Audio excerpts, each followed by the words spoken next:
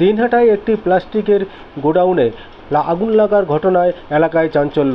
সোমবার গভীর রাতে ঘটনাটি ঘটে দিনহাটার শহরের সাহেবগঞ্জ রোড এলাকায় নতুন পাড়া এলাকায়। স্থানীয়দের জানা যায় যে গোডাউনে প্রচুর পরিমাণে প্লাস্টিকের সামগ্রী এবং চটের বস্তা ও বিভিন্ন ইলেকট্রনিক্স জিনিসপত্র মজুদ ছিল। এই সব জিনিসপত্র আগুন দ্রুত ছড়াতে সাহায্য করে। চলুন দেখে নেব সেই ছবি। আপনারা দেখছেন নিউজ নদিয়া এক্সপ্রেস। চ্যানেলটিকে সাবস্ক্রাইব, লাইক, শেয়ার এবং ফেসবুক পেজটি ফলো করুন আর দেখতে থাকুন নিউজ নদিয়া এক্সপ্রেস।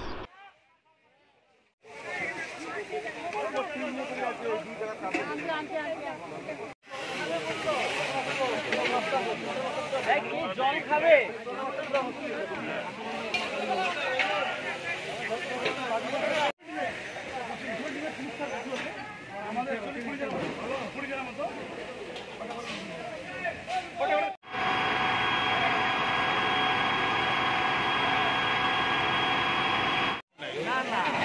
লাইটের কথা মনে বলা যে লাইট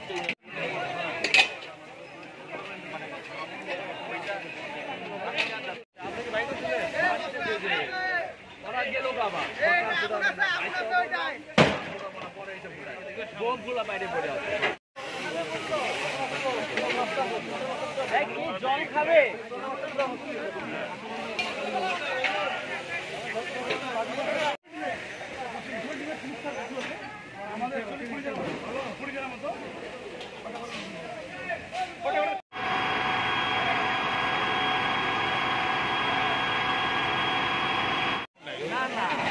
লাইটের কথা মনে বলা যে লাইট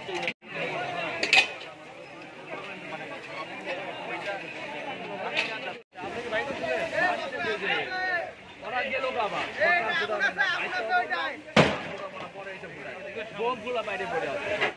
গাড়ি পাঠাচ্ছি না।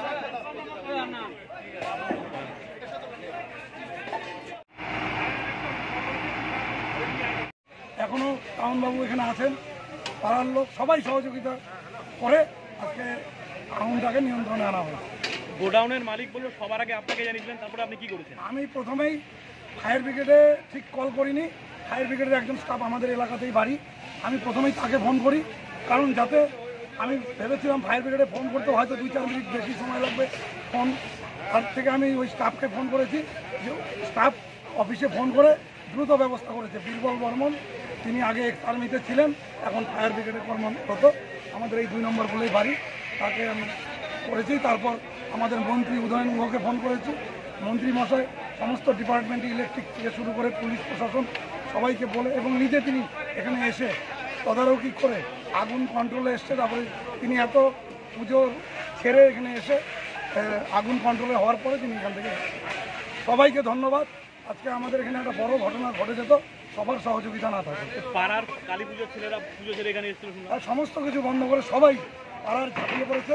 আরও বাড়ির উঠানে অনেক মাল ছিল, সেগুলো আগুন লাগার আগে সবাই ধরে ধরে সরিয়ে দেওয়া হয়েছে। প্রত্যেককে ধন্যবাদ। পাড়ার আশেপাশের লোক যারাই এখানে এসেছে এবং মনাদাকে সবাই ভালোবাসে, মনাদার জন্যই সবাই ঝাঁপিয়ে পড়েছে। আপনার নাম পরিচয় বলুন। সঞ্জীব সাহা। পরিচয় আমি এই পাড়ার লোক বলছে যে সঠিক সময়ে যদি আপনারা না বাঁচাতেন পাড়াটা নষ্ট হয়ে গেছে, কী বলবেন? দেখুন, এটা কাজেই আমাদের, এটা নিয়েই আমরা পাবলিককে পরিষেবা দেওয়া, এটা নয় কারো ক্ষতি করা যায়, ঠিক আছে? আমি ধন্যবাদ দেবো, ওনারা আমাদের সাথে সহযোগিতা করছে, এটাই বলবো। এটা কী কী দেখলেন, কী পরিস্থিতি ছিল? আর দেখুন, একটা গোডাউন ছিল যেখানে পিতল বাসনের গোডাউন, যেখানে কোনো আগুন নেবারে কোনো যন্ত্র ছিল না, রাখা হয়। আর দেখি আশেপাশে অসুবিধা পুজো দেখি। আর অগ্নিকাণ্ডের কারণ কী মনে হচ্ছে? সেটা তো আমরা বলতে পারবো না, ওনারা বলছেন যে বাড়ির থেকে